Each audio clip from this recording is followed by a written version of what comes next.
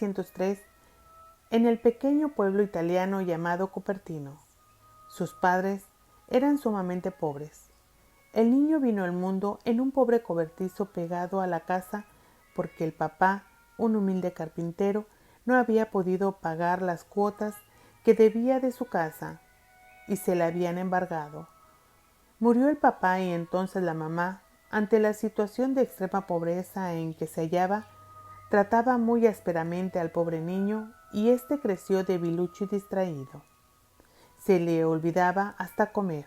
A veces pasaba por las calles con la boca abierta, mirando tristemente a la gente y los vecinos le pusieron de sobrenombre el boquiabierta.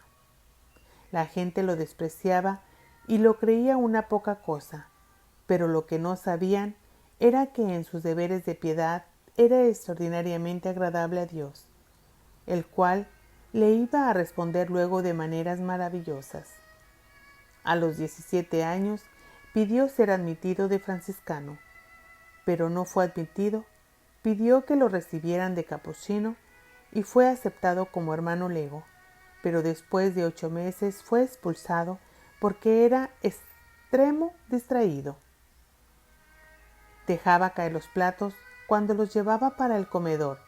Se le olvidaban los oficios que le habían puesto. Parecía que estaba siempre pensando en otras cosas. Por inútil lo mandaron para afuera. Al verse desechado, José buscó refugio en casa de un familiar suyo, que era rico, pero este familiar declaró que este joven no era bueno para nada y lo echó a la calle.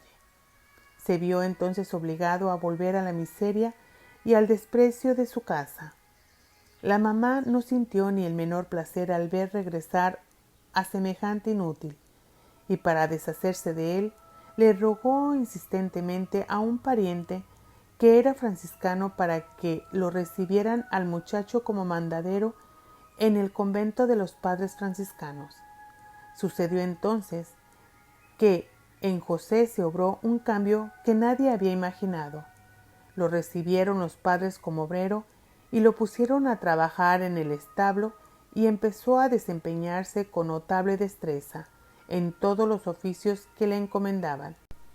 Pronto, con su humildad y su amabilidad, con su espíritu de penitencia y su amor por la oración, se fue ganando la estimación y el aprecio de los religiosos y en el año de 1625, por votación unánime de todos los frailes de la comunidad, fue admitido como religioso franciscano.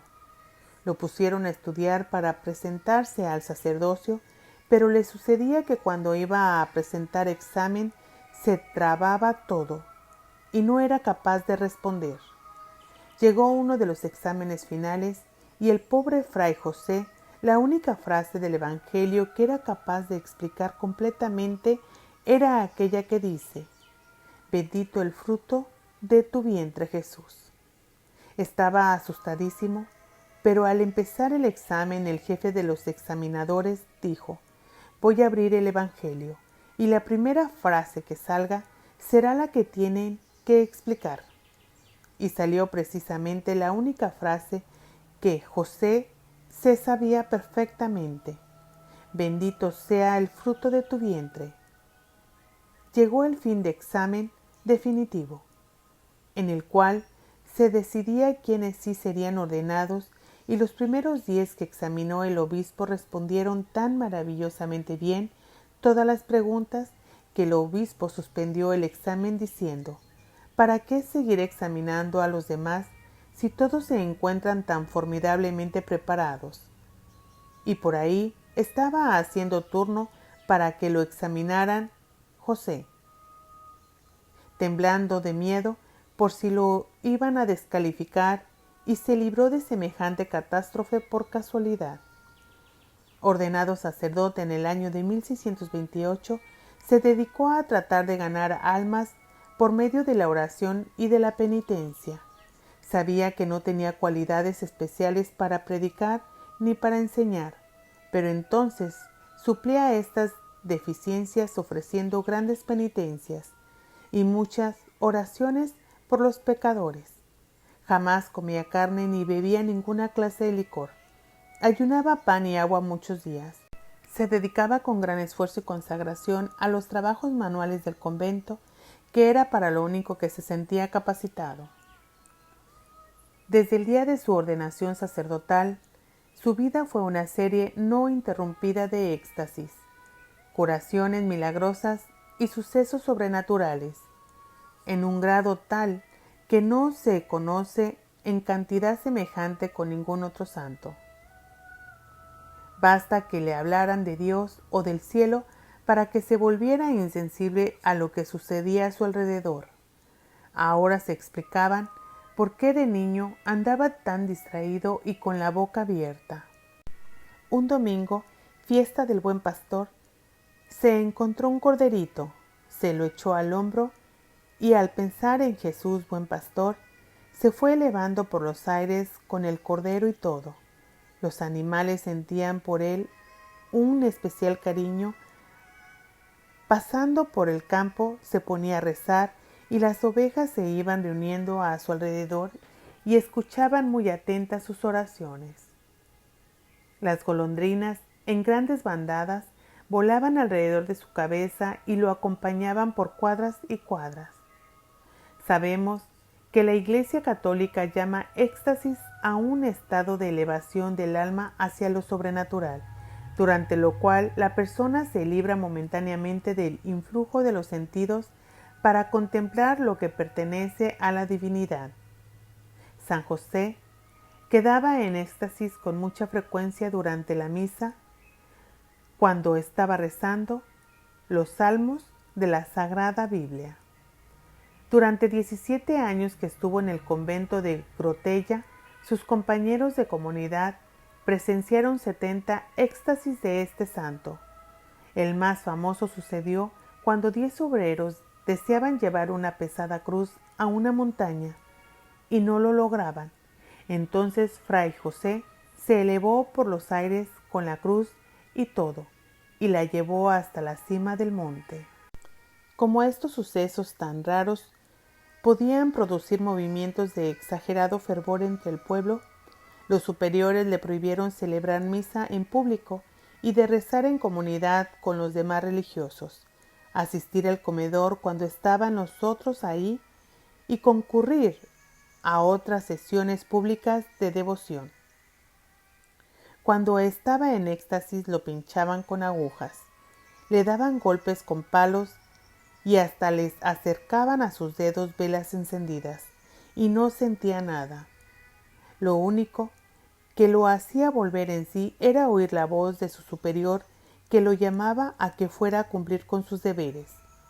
Cuando regresaba de su éxtasis, pedía perdón a sus compañeros diciéndoles: «Excúsenme por estos ataques de mareos que me dan». En la iglesia han sucedido levitaciones a más de 200 santos. Consisten en elevar el cuerpo humano desde el suelo sin ninguna fuerza física que lo esté levantando. Se ha considerado como un regalo de Dios que hace a ciertas almas muy espirituales. San José tuvo numerosísimas levitaciones. Un día llegó el embajador de España con su esposa y mandaron a llamar a Fray José para hacerle una consulta espiritual. Este llegó corriendo, pero cuando ya iba a empezar a hablar con ellos, vio un cuadro de la Virgen que estaba en lo más alto del edificio, y dando su típico pequeño grito, se fue elevando por el aire hasta quedar frente al rostro de la sagrada imagen. El embajador y su esposa contemplaban emocionados semejante suceso que jamás habían visto. El santo rezó unos momentos y luego descendió suavemente al suelo y como avergonzado subió corriendo a su habitación y ya no bajó más de ese día.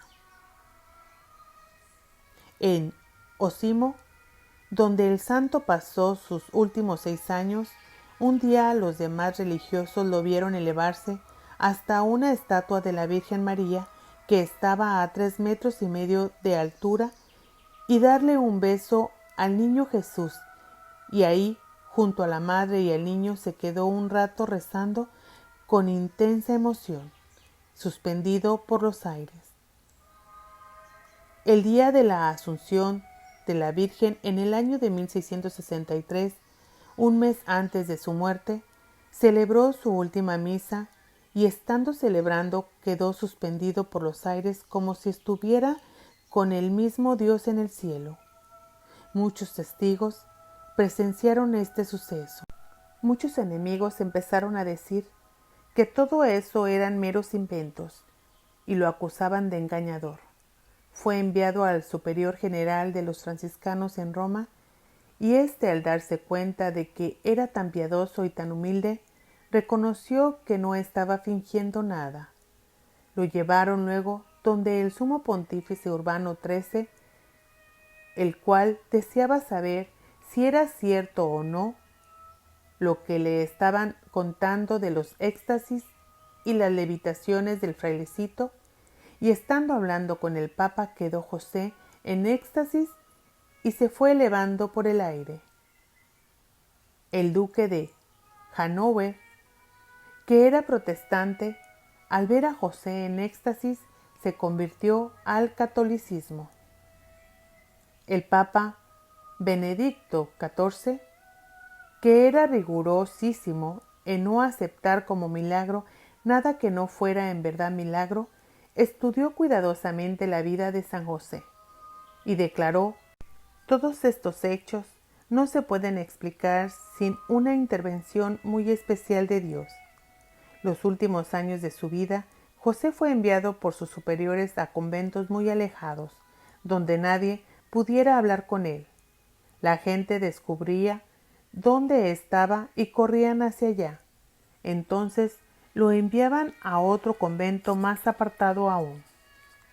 Él sufrió meses de aridez y sequedad espiritual como Jesús en Getsemaní, pero después, a base de mucha oración y de continua meditación, retornaba otra vez a la paz de su alma. A los que le consultaban problemas espirituales les daba siempre un remedio: rezar, no cansarse nunca de rezar, que Dios no es sordo ni el cielo es de bronce. Todo el que pide recibe. Murió el 18 de septiembre del año de 1663, a la edad de 60 años. Que Dios nos enseñe, con estos hechos tan maravillosos, que Él siempre enaltece a los que son humildes y los llena de gracias y bendiciones. Pidamos hoy muy especialmente su intercesión al patrono de los estudiantes, por todos los estudiantes.